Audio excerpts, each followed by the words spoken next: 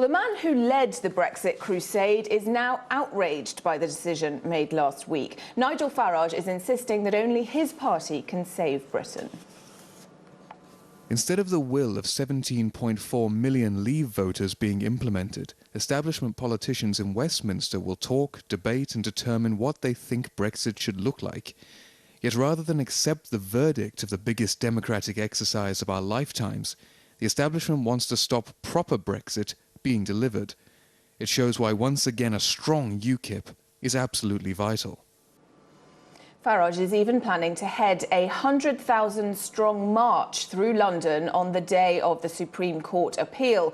The campaign group Leave.eu, which is behind the initiative, is also hoping to raise £100,000 to pay for legal representation in those court proceedings.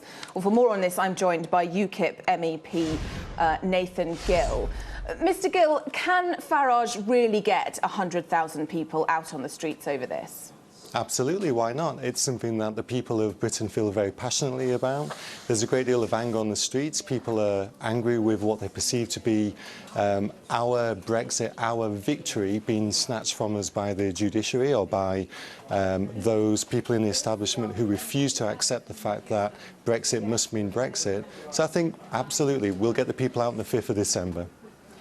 Davis says that marching against the Supreme Court won't change its decision by 1 comma, he says. So what do you hope to achieve with this?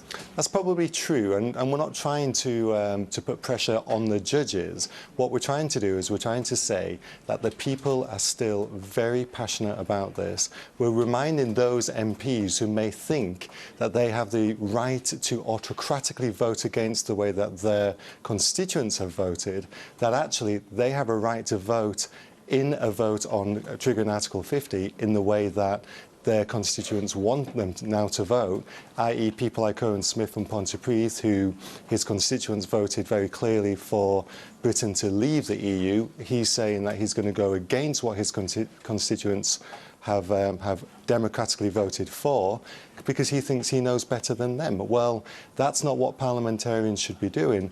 Are we going to be democratic or are we going to be autocratic? We're talking about the law of the land, though, aren't we? This vote was an advisory vote, and to implement an advisory vote, you need parliamentary approval. This was an Act of Parliament. There was a 2015 Act of Parliament in which 6-1 people in Westminster voted to give the people of Britain a say on our membership of the EU. Well, the people spoke. 17.4 million people voted for us to leave. Parliament now must do what the people have said and get on with it. There's a separate court case that we just talked about saying that the Leave campaign misled voters. What do you say to those who complain about that? Sending £350 million a week to the EU, our NHS being funded with that money, all those kinds of things which now have revealed to have been not true. Revealed to be not true by who? I mean, it's absolutely true. We're not taking that £350 million and funding the NHS with it. We know that's not true. We haven't left the EU yet, have we? I mean, look, let's face it. What we said all along was we don't get any of our money back until we leave the EU. We haven't even triggered Article 50. And as far as Westminster and the establishment are concerned, they don't even want us to get 10% of that money back. They don't want us to get 1 penny of that money back. We must trigger Article 50 and leave the EU before we stop paying the £350 million into the EU coffers. So I guess in a way you're right, that money isn't available for the NHS or for any other organisation yet because we haven't left, but once we leave the money will then be available. All right, Nathan Gill, we're going to have to leave it there. Thank you very much. You're welcome.